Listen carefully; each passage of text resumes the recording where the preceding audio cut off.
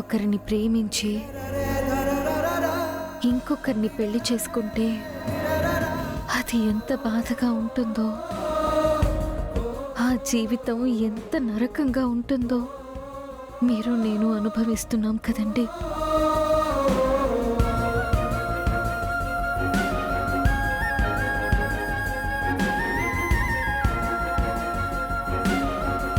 ఏరా, మీ అమ్మ నా గురించి తప్ప అందరి గురించి ఆలోచిస్తుందా?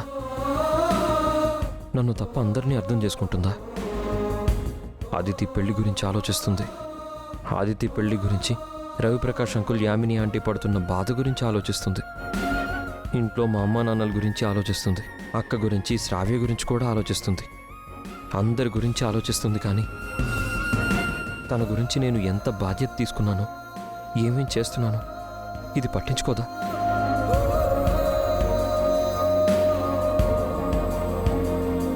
నాతో ఉండడం నిజంగానే తనకి కష్టంగా ఉందా? నువ్వైనా చెప్పరా. నేను బాగానే చూసుకుంటున్నాను కదా.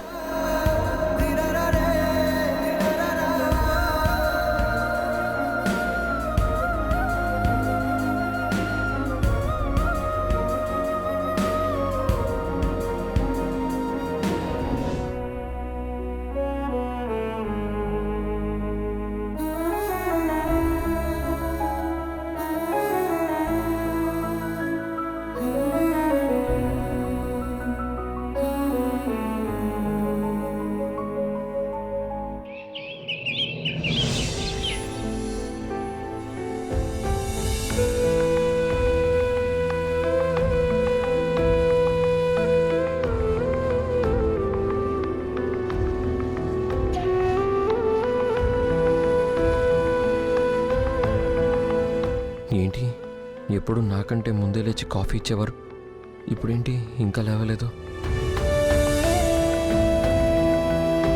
నిన్న క్లాస్లో ఎక్సర్సైజ్లు ఎక్కువ చేయడం వల్ల అలసిపోయి పడుకున్నారా?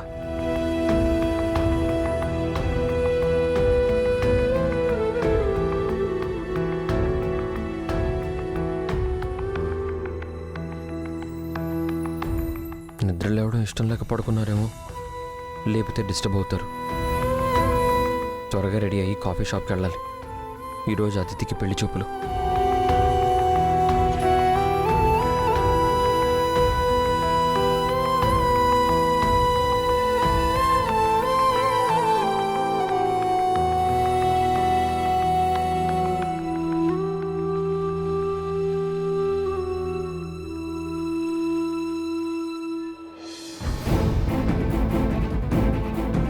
తను నిద్రపోతున్నారా లేదా నిద్రపోతున్నట్టు నటిస్తున్నారా? నేను బయటికి వెళ్ళాక టైంకి తింటారో, ట్యాబ్లెట్ వేసుకుంటారో లేదో. ఎందుకైనా మంచిది, ఒక స్లిప్ మీద అన్నీ రాసుంచితే టైంకి గుర్తుపెట్టుకొని అన్నీ చేస్తారు.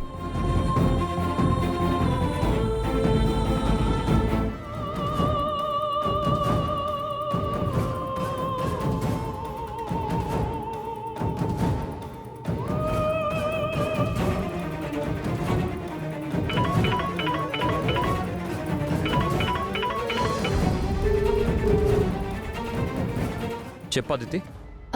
గుడ్ మార్నింగ్ రా. రెడీ అయ్యావా? ఇంకా లేదురా. అదేంటి, టైం అవుతుంది కదా, త్వరగా కానివ్వు. కన్ఫ్యూజన్గా ఉందిరా. దేనికి కన్ఫ్యూజన్? నిన్న మనం షాపింగ్ చేసాం కదా, వీటిలో ఏది వేసుకోవాలో తెలియట్లేదు. తెలియకపోవడం ఏంటి? అంటే ఏ డ్రెస్ వేసుకోవాలి, ఏ ఇయర్ రింగ్స్ పెట్టుకోవాలి, ఏ బ్యాంగిల్స్ వేసుకోవాలి, చేతికి రింగ్స్ ఏది పెట్టుకోవాలి, ఏ లిప్స్టిక్ వేసుకోవాలి, అంతా కన్ఫ్యూజన్గా ఉంది. ప్లీజ్ నువ్వు ఒక్కసారి చెప్పవా? సరే.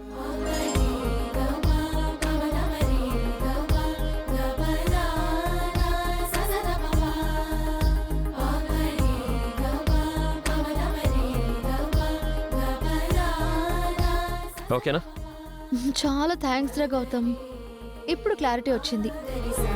నువ్వు త్వరగా మా ఇంటికి వచ్చేయి, ఈలోపు నేను రెడీ అవుతాను. నేను మీ ఇంటికి రావడం ఏంటి? డైరెక్ట్గా కాఫీ షాప్కి వచ్చేసాయి.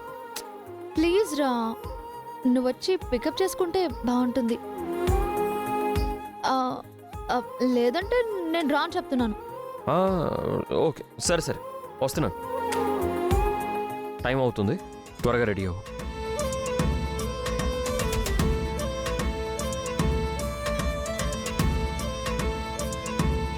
మెల్లిమెల్లిగా నా దారిలోకి వస్తున్నావు గౌతమ్. మళ్ళీ నిన్ను నా ప్రపంచంలోకి తీసుకువెళ్తాను. అహల్యకు నిన్ను దూరం చేసి నాకు దగ్గర చేసుకుంటాను.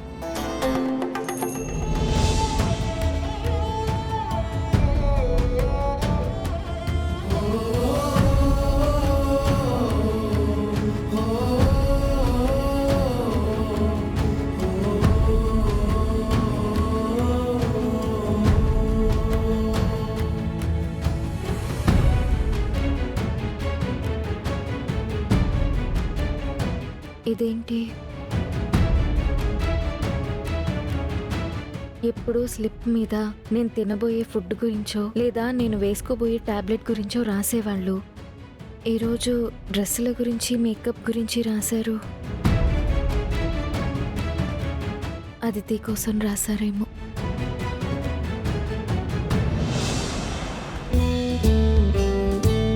పద.